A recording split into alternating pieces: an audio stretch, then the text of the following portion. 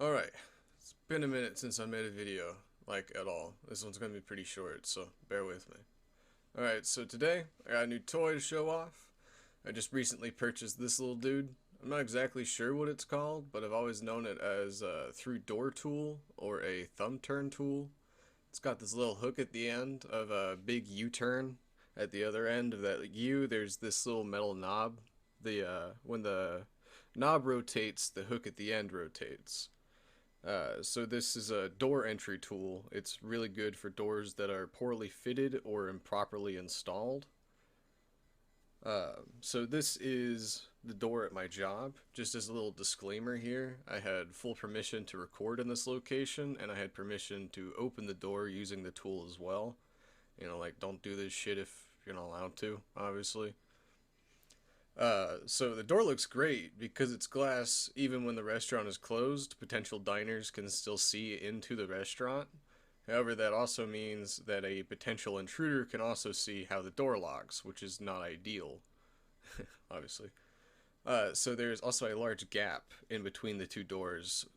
So when they lock, there's still that gap. The gap introduces a very interesting security risk, something that a lot of people don't really think about. So on the inside of the door, we can see that each lock has a thumb turn on either side of each lock. These thumb turns are just like little rectangles that you could turn, like your front door in your house probably has a thumb turn on it. You've seen one before.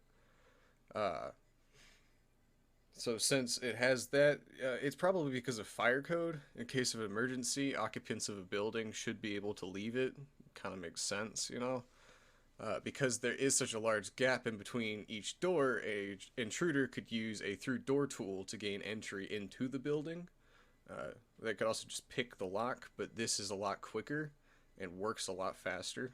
And again, I'm not saying you should go out and do this. I'm just saying this is something to be very mindful of if you have a small business or something like that. So as you can see here, the door tool slides through the door pretty easily.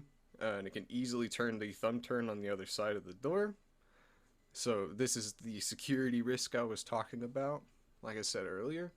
Something a lot of people don't think about. But if you own a small business, and if it's not maybe in the best area, or if you've already had a break-in attempt, this is something you should look into. It's very small, and only people that watch my YouTube videos or other people that on YouTube that do this stuff, or people that look at lockpicking forums are gonna know, but it's still a potential risk.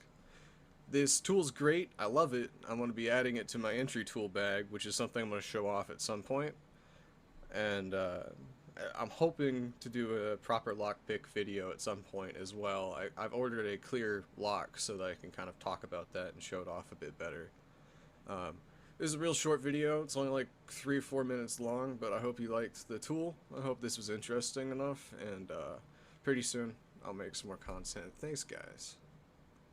This is something I just wanted to throw in there for the hell of it. I built this thing, I guess, the other day. I thought it was funky looking.